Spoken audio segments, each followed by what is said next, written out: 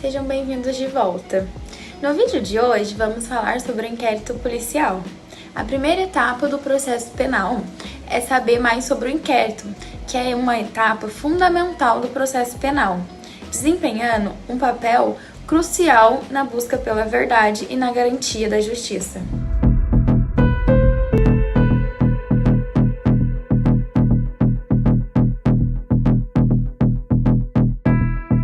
O inquérito policial é uma investigação preliminar conduzida pela polícia para reunir elementos que indiquem a autoria e materialidade de um crime. Em outras palavras, é a fase onde a polícia investiga para descobrir quem cometeu o crime e como ele foi cometido.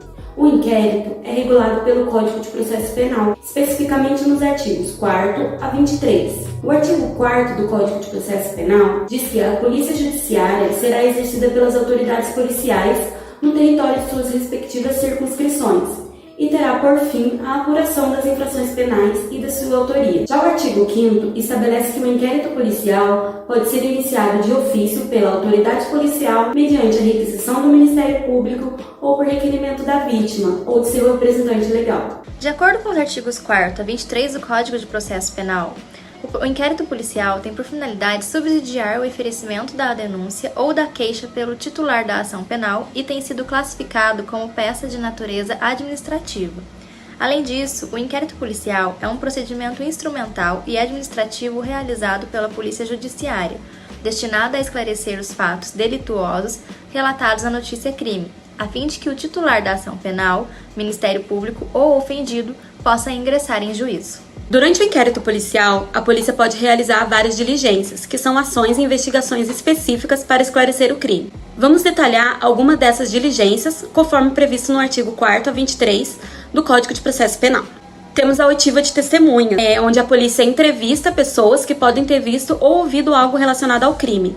Essas testemunhas fornecem informações valiosas para a investigação. Depois, partimos para o interrogatório do suspeito. O suspeito é chamado para prestar o depoimento e ele pode optar por permanecer em silêncio, conforme seu direito garantido, ou explicar sua versão dos fatos.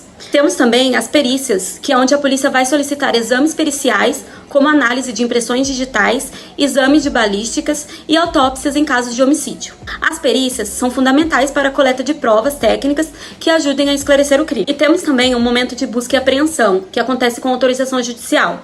É onde a polícia pode realizar buscas em residências ou outros locais para encontrar e apreender provas. Essa ação está regulamentada no artigo 240 do Código de Processo Penal. E temos também um momento de acariações, que acontece quando há contradições nos depoimentos de testemunhas, ou entre os suspeitos e as testemunhas. A polícia pode realizar uma acariação, que é a confrontação dessas pessoas para esclarecer as divergências. Além disso, tem a audiência de custódia. É um procedimento legal, onde a pessoa presa em flagrante deve ser apresentada a um juiz. O objetivo é que o juiz verifique a legalidade e a necessidade da prisão, além de assegurar os direitos fundamentais do preso. O Código de Processo Penal determina que o juiz, ao receber o auto de prisão em flagrante, deve decidir sobre a manutenção da prisão e a concessão da liberdade provisória, ou outras medidas cautelares. O preso deve ser levado à presença do juiz em até 24 horas, a prisão em flagrante. Existem tipos de prisão que podem ocorrer durante o inquérito policial, conforme previsto no Código de Processo Penal, como a prisão em flagrante, que é quando alguém é pego cometendo um crime ou acabado de cometê-lo, ou é encontrado com objetos que indicam o seu autor da infração. Esta é regulada nos artigos 301 a 310 do Código de Processo Penal. Tem também a prisão preventiva. Essa prisão é determinada por um juiz e serve para garantir a ordem pública, assegurar que o suspeito não atrapalhe as investigações ou fuja antes do julgamento. Ela está prevista nos artigos 311 a 316 do Código de Processo Penal. E temos a prisão temporária, que é utilizada durante a fase do inquérito para garantir que o suspeito não interfira nas investigações. É uma medida provisória e tem um prazo determinado, regulado pela Lei 7.960, de 89. Agora vamos falar um pouco sobre a liberdade provisória. A liberdade provisória permite que o acusado responda ao processo em liberdade, quando não há motivo suficiente para a prisão preventiva. Está prevista nos artigos 321 a 350 do Código de Processo Penal. Ela pode ser concedida se não houver a necessidade de garantir a ordem pública, a instrução criminal ou a aplicação da lei penal. Em alguns casos, pode ser necessário o pagamento de fiança. Mas para alguns casos, como os crimes hediondos, tráficos de droga e tortura, a liberdade provisória não é permitida.